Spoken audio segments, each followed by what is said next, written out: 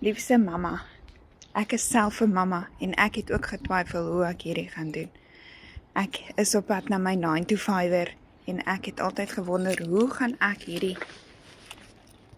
besigheid van my hardloop terwyl ek 'n 9 tot 'n 5 werk het. En ek was bang, ek het getwyfel en ek het opgegee en ek het die groot besluit gevat. Ek is 'n voltydse mamma en 'n voltydse werker en onthou, as ons mos nog by die huis kom ook, dan moet ons nog ons huiswerkies ook doen, so ons moet kos maak, ons moet stryk, ons moet sorg dat ons kinders iets het om te eet. En hier is ek bewyse vir julle vandag, dat ek nie opgegee het nie.